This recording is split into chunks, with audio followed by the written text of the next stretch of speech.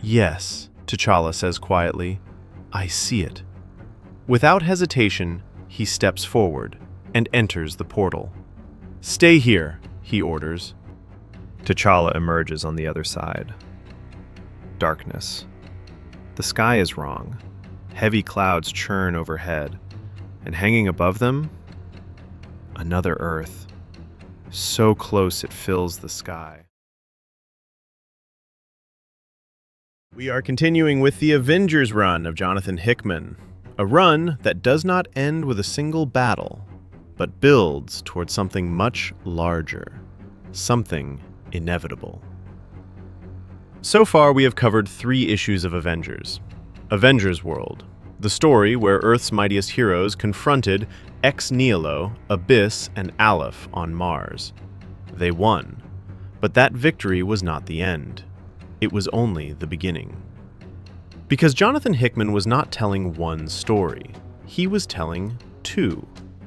Running in parallel to Avengers is another series, New Avengers. And these 2 titles, Avengers and New Avengers, are designed to move side by side, sometimes apart, sometimes intersecting, but always building toward the same destination. First, Infinity, then Time Runs Out, and finally, Secret Wars. Today, we begin with New Avengers Issue 1. Years ago, before the world began to fracture, the most powerful men on Earth met in secret.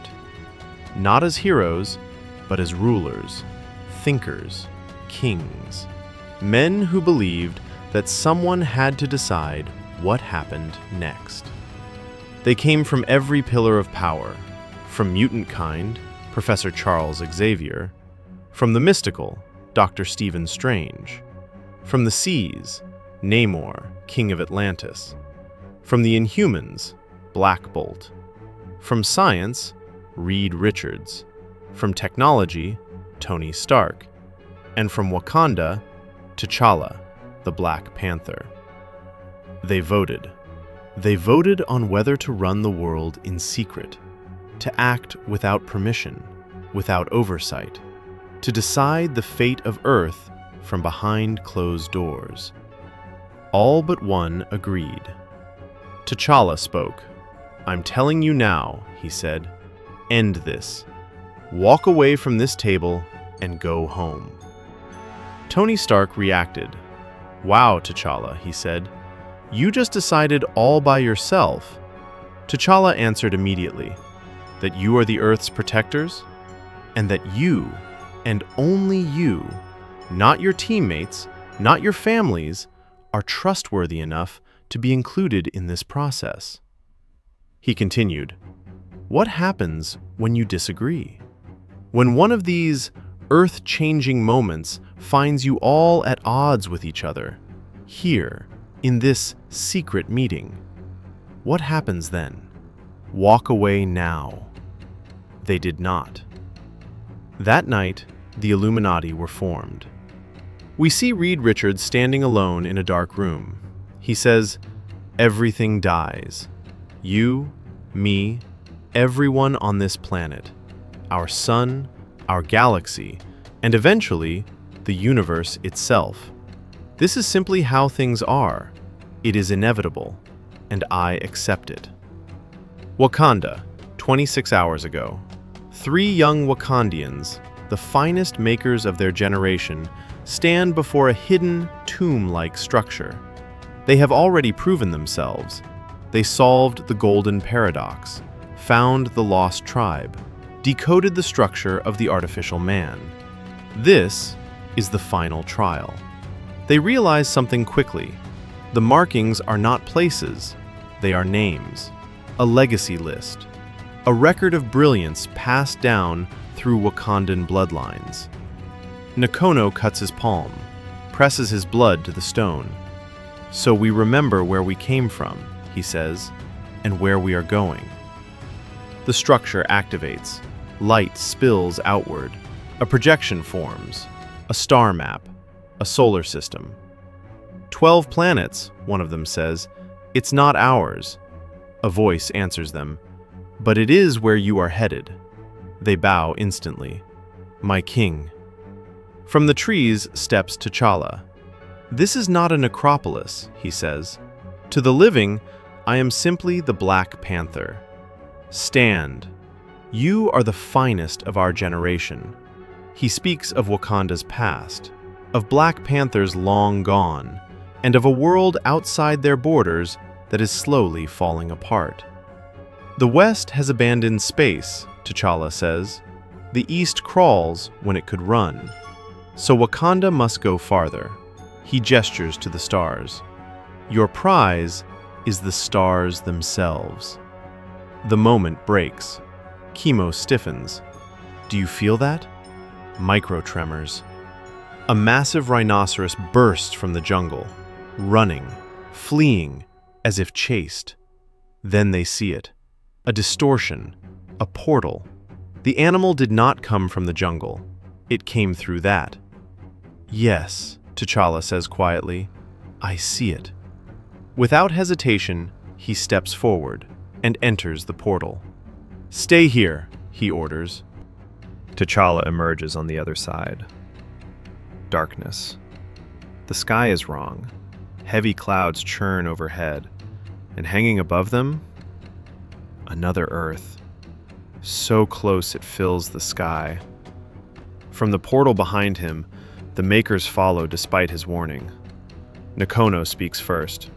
"He told us to stay on the other side." Chemo answers quietly. "It's just a look." "Where's your spirit of—" "Quiet," T'Challa says. They are not alone. Figures descend from the sky, humanoid, armored, watching. A woman among them speaks in an ancient language. The words are harsh, unfamiliar. Energy begins to form around one of them. A construct, a weapon. Nakono whispers, "Did anyone notice there is a giant planet hanging in the sky?" "They come from there," T'Challa replies. "What do you think they're doing here?" Tadori asks. Chemo steps forward. "Why don't we ask?" "No, Chemo, wait," Tadori warns. "Can't do it," Chemo says. "Duty calls." Besides, what kind of future astronaut explorer is afraid of a little first contact? He steps forward, raises a hand. "Hello," he says. "Welcome to Wakanda." "Chemo, stop," T'Challa warns. But Chemo doesn't stop. "Hello," the woman answers. "Shuharuru." Chemo turns back. "What is she speaking?" "It's old," he says. "Is that Wakandian?" "No," T'Challa answers. "It's older. High Sumerian." The woman studies them. "And you speak English," she says. "So it's one of those Earths." T'Challa steps forward. "You can understand me?" "Yes," she replies. T'Challa gestures to the sky. "My world. The world above us. Is whatever this is, your doing?" The woman reacts, surprised. "Kalaskon's my doing?" Then she answers, "Yes, I am a Black Swan. But no man or woman can summon an incursion," she continues. "We simply live with the loss and give the great destroyer his due.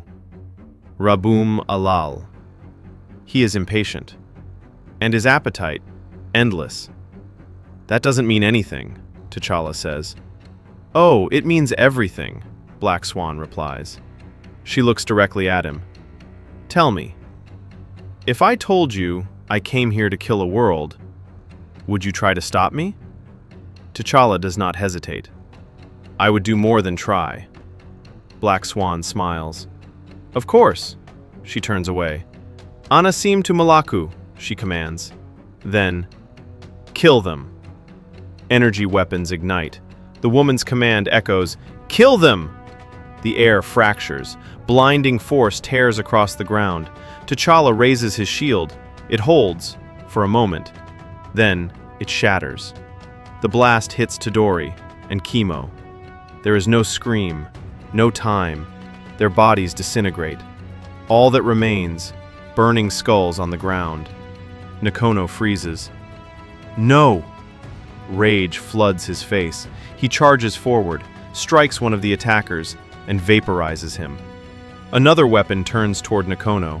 Before it fires, T'Challa grabs him. Space folds. They vanish. They reappear deeper in the jungle. Not far, too close. Behind them, the attackers regroup. "They're heading into the jungle," one says. "Do not let them reach the incursion wall." "Switch to thermal," another orders. Vision shifts. They are being hunted. T'Challa pulls Nakono into cover. Something is wrong. "I should have been able to take us back to the royal city," he says. "Whatever this place is, it interferes with localized space-time." Nakono shakes with fury. "Good. I don't want to leave. They killed my brother and my sister. We must go back. We must make them pay." T'Challa removes his mask. "No," he says. "Think, Nakono. You will return and warn the city. Our people have already lost too much today. I will not forfeit our entire future." A targeting reticle locks. A shot fires. Nakono collapses. "No!" T'Challa shouts. Nakono looks up at him. "My king." "I see." T'Challa leans closer. "Yes." "What do you see?" Nakono smiles weakly. "I see the stars." He dies in T'Challa's arms. Silence. T'Challa puts his mask back on. Elsewhere. The fighting has ended. The air is still. Black Swan stands with a man from another world. He is frightened, desperate. In his hands, a machine taken from somewhere else. Something important. Black Swan looks at him. "Do you have it?" she asks. The man nods. "Yes," he says. "As agreed." "Good," Black Swan replies. "Then give it to me." She pauses. "Unless you want to pay the offering." She leans closer. "Can you do that?" "Sweet, sweet manifold." The man stiffens. "No," he says. They both reach for the machine. He pulls it back. "No," he repeats. Black Swan strikes him, a sharp slap. "Then what good are you?" she asks. The man collapses. "So I escape only to be murdered here at the end," he says. "I made all this possible." "You don't have to do this." Black Swan looks down at him, unmoved. "You are wrong," she says. "This is how it is." "You said I would live," he says. "You said I would not die." Black Swan turns away. "I said nothing of forever." Energy flashes. Manifold is killed. Black Swan kneels beside the machine, smiles. "The wheel," she says. "It is relentless."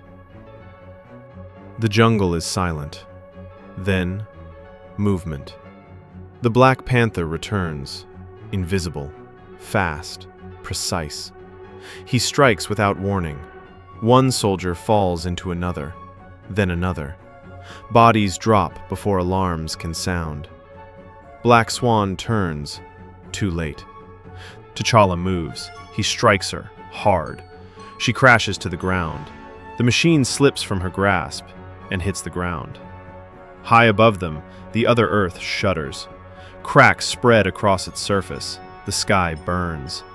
And then, the world explodes. T'Challa looks up, frozen. He does not understand what he is seeing. A planet, gone. T'Challa stands alone, surrounded by destruction, with more questions than answers. The next day, Wakanda, the necropolis. A vast, ancient chamber. Stone, shadow, memory. A figure kneels before the Panther goddess. T'Challa speaks, not as a king, not as a warrior, but as a man asking for strength. "Goddess," he says, "Oh goddess, save me from what this world demands. Save me from righteous men." We see a jet touch down. A man steps forward. Save me from thinkers. Machines hum. Equations fill the air. Reed Richards works in silence. Save me from summoners. Mystic energy coils. Doctor Strange stands alert. Save me from midnight kings. A shadow moves. Black Bolt stands with his hound, silent, watching. And the devil himself, T'Challa continues. Oh, goddess, save me. Save me from what we are about to do. Footsteps echo. One by one, they arrive. Tony Stark, Reed Richards, Doctor Strange, Namor, Black Bolt, Captain America. They stand together, again. The Illuminati have returned. This is only the beginning. What you've seen here is one thread in a much larger story. The choices being made now will reshape worlds, and the escalation has already begun. Click on the right to watch the full playlist and follow the story in proper chronological order. Click on the left to revisit the previous issues and see how everything connects. Subscribe and hit the bell icon so you never miss what happens next.